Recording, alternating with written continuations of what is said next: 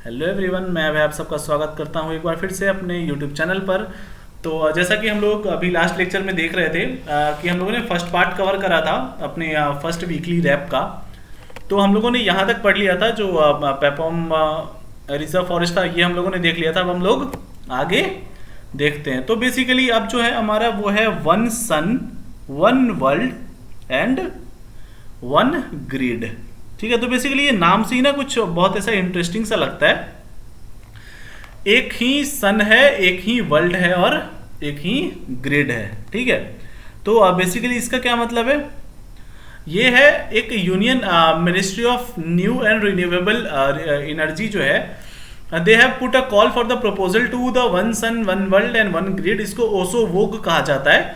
To hold till further notice. इसको initiative को आप अभी तक ठंडे बस्ते में रख दीजिए जब तक फर्दर नोटिस नहीं दी जाती है। इस इनिशिएटिव के बारे में अगर हम लोग देखें तो ये प्रपोज किया था इंडिया ने ही। ठीक है, ये जो ओसो वोग इनिशिएटिव है वो प्रपोज किया था इंडिया ने ही, to set up a framework for facilitating global cooperation which aims at building a global ecosystem of interconnected renewable energy resources that can be easily shared। Basically इसमें एक ये जो एनर्जी रिसोर्सेज है ना, इनका एक इंटरकनेक्टेड चेन बनाने की बात थी। ठीक है, इसकी जो पेरेंट बॉडी है ये कौन है? MNRD, union ministry of new and renewable energy. इसमें है क्या एक्चुअली? इसमें 3 फेज बनाए गए। ठीक है, और जो पहला फेज था ये था, लाइक आप कह सकते हो कि जो पूरा वर्ल्ड था ना, इसको डिफरेंट डिफरेंट फेजेस में डिवाइड कर दिया गया। और इसमें जो पहला फेज था उसमें क्या था? Middle east, south Asia, south east Asia, ये इंटरकनेक्टेड होगा। जो दूसरा फेज है उसमें solar and other renewable resources rich region will be interconnected. मतलब पहले एरिया को इंटरकनेक्ट कर रहे हैं, फिर जो एनर्जी है उसको इंटरकनेक्ट कर रहे हैं, और तीसरे में हम लोग दोनों को मिला करके वर्ल्ड के साथ इंटरकनेक्ट कर रहे हैं। जो थर्ड फेज था that will be the global interconnection. ठीक है, तो पहले एरिया को इंटरकनेक्ट कर दिया, जोड़ दिया एक तरीके से।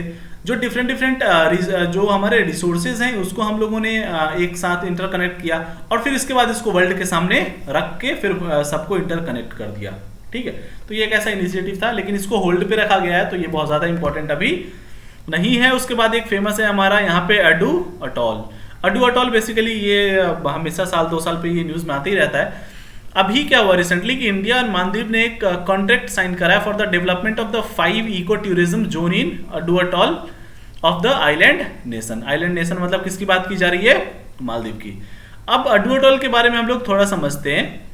ये एक इको टूरिज्म जोन है and are a part of grant projects been implemented under high impact community development project scheme. इसमें टोटल ग्रांट असिस्टेंट कितने का है? $5 million.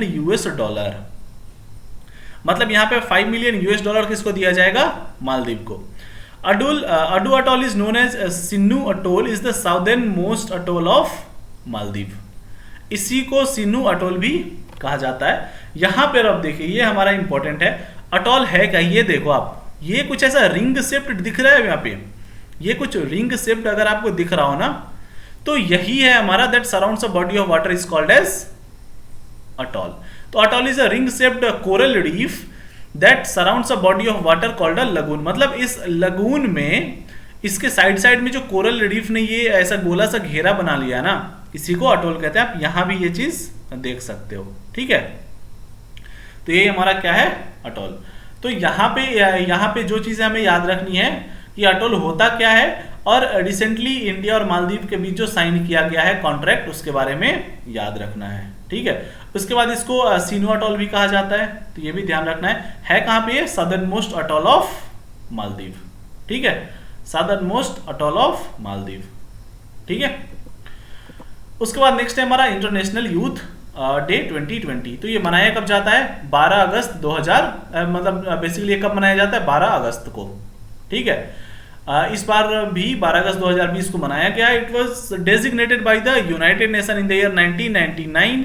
The first international youth day was observed in 2000, और अब इसके बाद annually मनाया जाता है।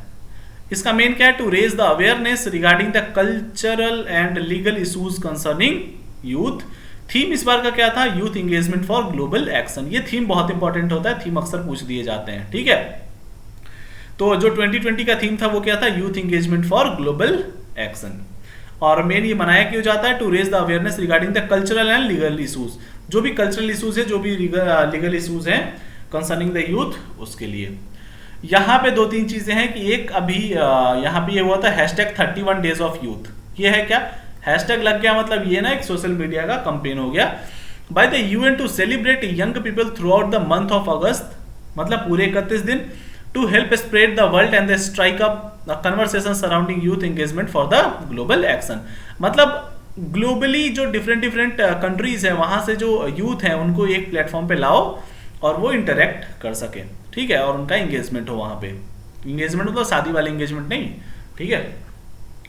उसके बाद है youth and covid impact on job, education, rights and mental wellbeing report. ये किसने पब्लिश किया है, आईएलओ ने। ये मोस्ट इंपॉर्टेंट चीज है, मैं बता रहा हूँ, ये मोस्ट इंपॉर्टेंट चीज है, क्योंकि अक्सर ये जब बात होता है ना ऐसा यूथ का और एजुकेशन का, राइट का, तो आईएलओ का नाम नहीं आता है, लेकिन यहाँ पे ये आईएलओ जो इंटरनेशनल लेबर ऑर्गेनाइजेशन है, इन्होंने ही पब्लिश किया है।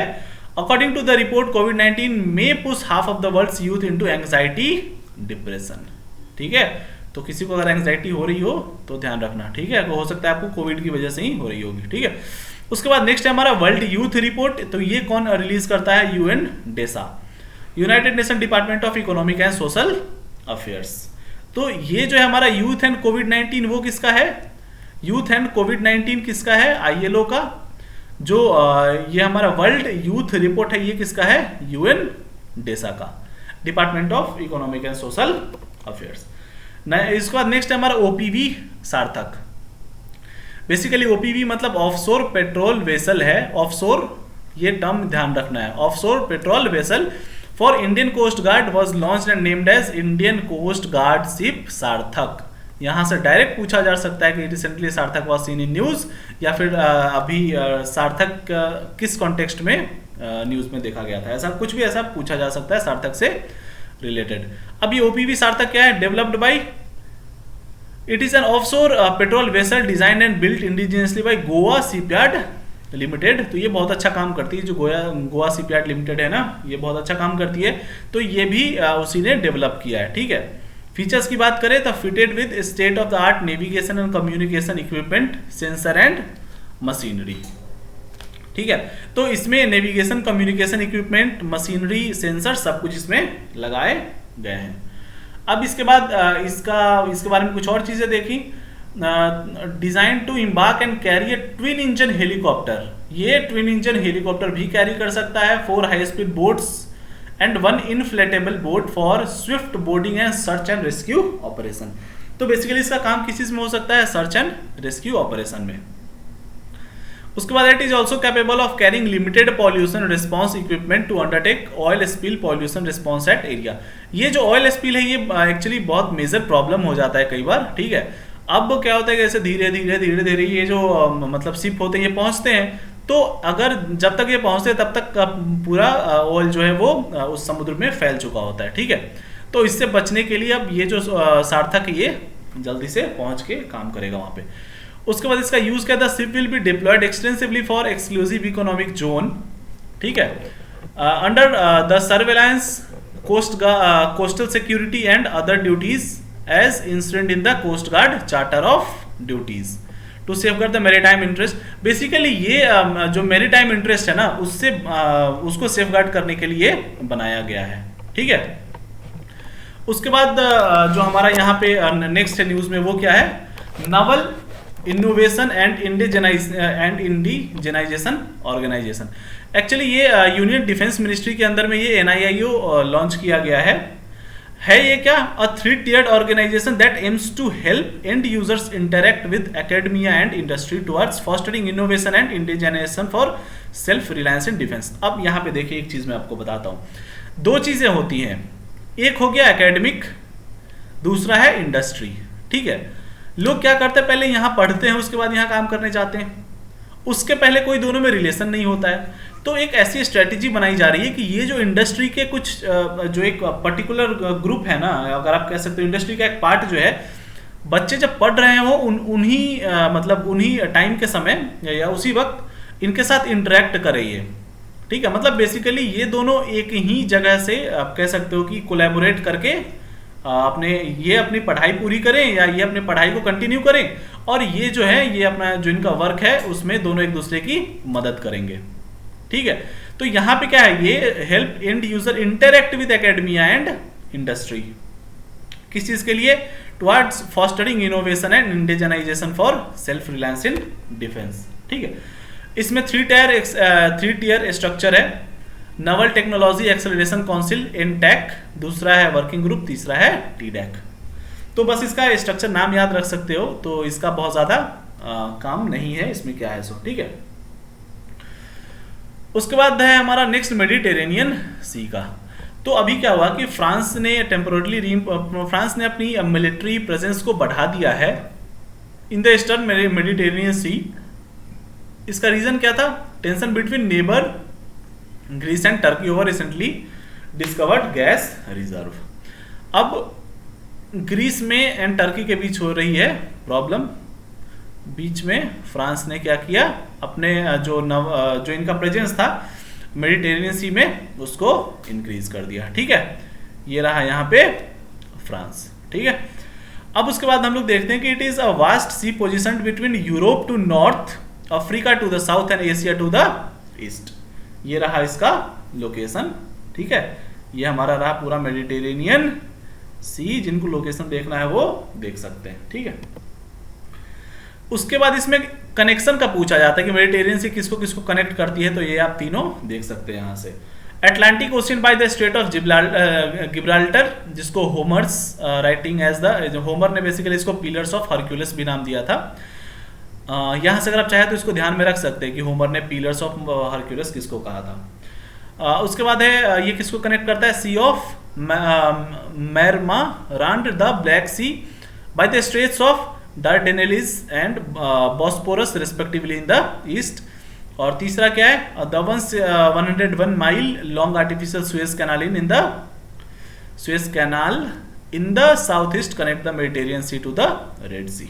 तो ये यहाँ पे तीनों किसको किसको कनेक्ट करता है वो आप चाहें तो वीडियो पॉज करके एक बार फिर से देख सकते हैं, चाहे तो आप इसको नोट डाउन कर सकते हैं। उसके बाद है इजराइल ने सक्सेसफुली टेस्ट किया एरो 2 मिसाइल को। सीधा आपसे पूछा जाएगा कि एरो 2 मिसाइल किस देश का है, बस इतना सा, इससे ज्यादा कुछ नहीं। तो आंसर क्या होगा, इजराइल। ये basically advance missile defence system है। एक चीज याद रखना, कोई भी जब मिसाइल अगर अभी लॉन्च हो रहा है ना, सब एडवांस ही हैं। ठीक है, कोई भी ऐसा पहले पुराने वाले टाइम का टेक्नोलॉजी यूज करके नहीं किया जा रहा है। ठीक है, तो कोई भी जो मिसाइल डिफेंस टेक्निक है वो एडवांस ही है। बट यहाँ पे इजराइल ने तो किया है, but it is jointly developed by US and Israel for defence against both short and mid range rocket fired from Gaza and Lebanon as well as Iran long range missile. अब Iran है तो यहाँ पे एक बार America को डर, यहाँ पे गाजा है जो गाजा पट्टी बेसिकली कहा जाता है, तो इससे इजराइल को प्रॉब्लम। तो दोनों जो है वो दोनों अपने अपने को बचाएंगे। यहाँ एक कॉन्सेप्ट है आयरन डोम का। आयरन डोम भी बेसिकली एक all weather air defence system है। ये भी इजराइल ने ही डेवलप किया है to intercept and destroy short range rocket and artillery shells fired from short distance. Basically ये शॉर्ट डिस्टेंस की बात है ना, ये बेसिकली पैलेस्टीन की बात हो रही है। ठीक है, क्योंकि पैलेस्टीन के तरफ से या जो गाजा पट्टी है उस तरफ से अक्सर इजराइल पर अटैक होते हैं, तो इन्हीं सबसे बचाने के लिए किया जाता है। तो इस न्यूज में एरो 2 और दूसरा आयरन डोम, ये दोनों याद रखना है। उसके बाद है ट्रांसपेरेंट टैक्सेशन का भी रिसेंटली आया है अभी।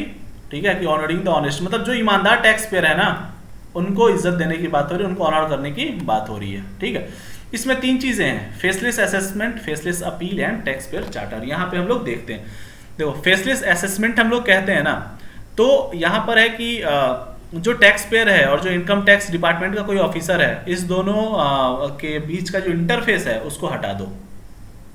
ठीक है, जो टैक्स पेयर है उसको इनकम टैक्स ऑफिस जाने की जरूरत नहीं है। जो सिलेक्शन होगा टैक्स पेयर का वो भी एनालिटिक्स एंड एआई के यूज से हो जाएगा।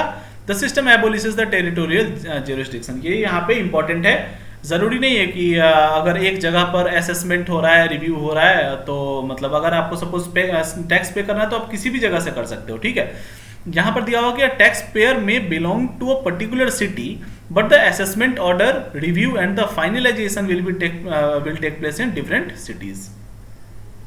असेसमेंट ऑर्डर रिव्यू कहीं भी हो सकता है, फाइनलाइजेशन कहीं भी हो सकता है। फेसलेस अपील मतलब रैंडमली कोई भी एक ऑफिसर अलॉटेड किया जाएगा, वो आपका अपील सुनेगा, ठीक है। The identity of the officer deciding the appeal will remain unknown, ठीक है। द टैक्स एक्चुअली ना ये इसलिए किया जाता है क्योंकि कई बार ऐसा कहा जाता है कि जो टैक्स पेयर है वो उस ऑफिसर से जाकर के मिल जाते हैं, कुछ ब्राइबरी का केस आता है, दोनों मिलकर के सेटल कर लेते हैं, ठीक है। The tax payer will also not be required to visit the income tax office और officer and the appellate decision will be team based and reviewed. मतलब एक टीम बैठेगी एपेलेट डिसीजन लेने के लिए और तब डिसीजन लिया जाएगा।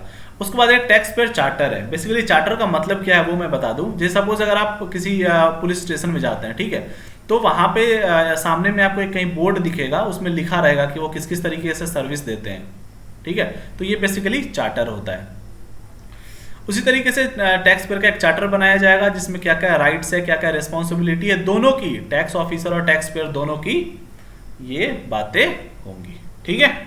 तो इसमें तीन चीजें हैं, faceless appeal, faceless assessment and tax payer charter. उसके बाद इसमें नेक्स्ट है हमारा business responsibility reporting.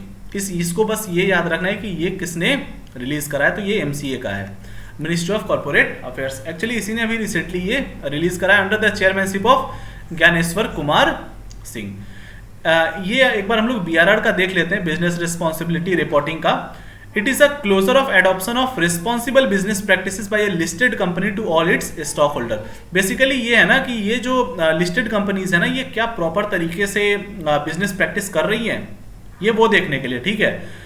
And business responsibility reporting is applicable to all type of companies including manufacturer, services etcetera. ये फिर इंपॉर्टेंट पॉइंट है कि क्या ये सभी के लिए है या कुछ सिलेक्टेड के लिए है, तो it is applicable to all type of companies.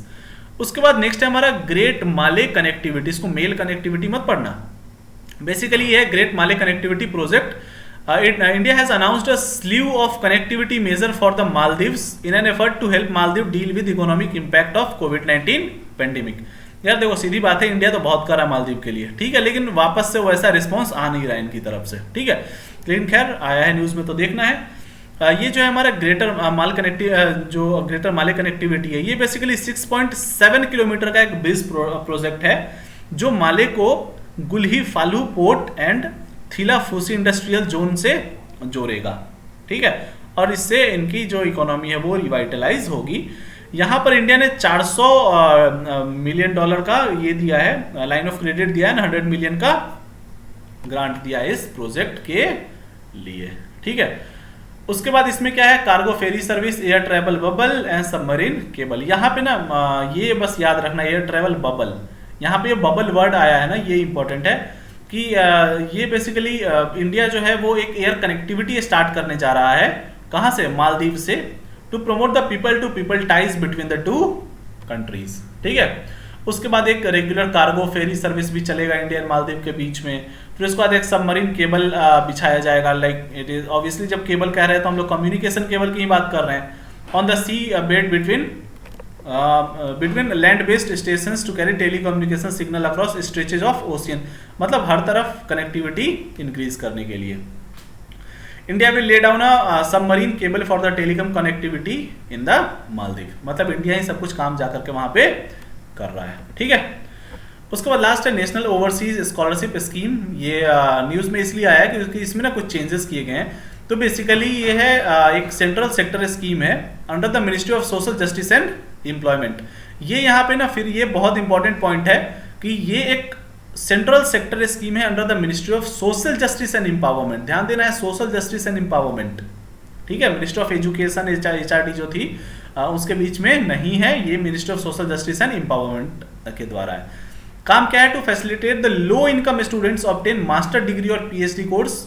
ये बाहर में जाकर के पढ़ सके, अपने स्टेटस को इंप्रूव कर सके, इसके लिए होता है।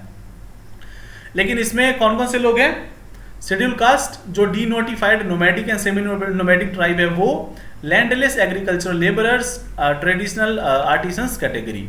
इसमें हर साल 100 फ्रेश अवार्ड दिए जाते हैं, ठीक है। बेसिकली जितनी फंडिंग रहती है उसी के अकॉर्डिंग ये होता है। इसमें 30% विमेन कैंडिडेट को दिया जाता है, ठीक है।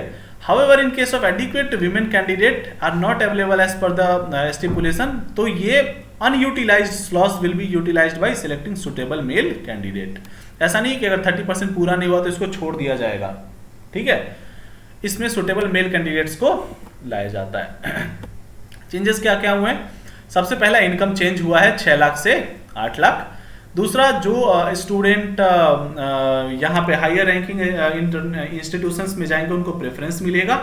मिनिमम क्वालिफाइंग मार्क्स इंक्रीज कर दिया गया 50 to 60। मेंटेनेंस अलाउंस जो था has been linked with the progress of the awardee, जैसा प्रोग्रेस रहेगा वैसा मेंटेनेंस मिलेगा। Police verification has been done away, मतलब पुलिस वेरिफिकेशन खत्म कर दिया गया है। And self declaration has been introduce. उसके बाद यह है इसमें कि bachelor level courses in any discipline are not covered under the scheme. ये मैंने पहले ही बताया कि ये बेसिकली पीएचडी या एमएससी वालों के लिए है, ठीक है। पीएचडी और मास्टर डिग्री का, ठीक है। तो बैचलर लेवल के लिए इसमें कुछ भी नहीं है। तो इस तरीके से हमारा एक सप्ताह का जो ये पूरा करंट अफेयर्स था वो समाप्त होता है। Please like share and subscribe the video कि आपको फर्दर अपडेट्स मिलता रहे। और अभी इसमें बहुत सारी चीजें मैं ऐड करने वाला हूं, तो I request you to please subscribe the channel. Thank you so much, have a nice day.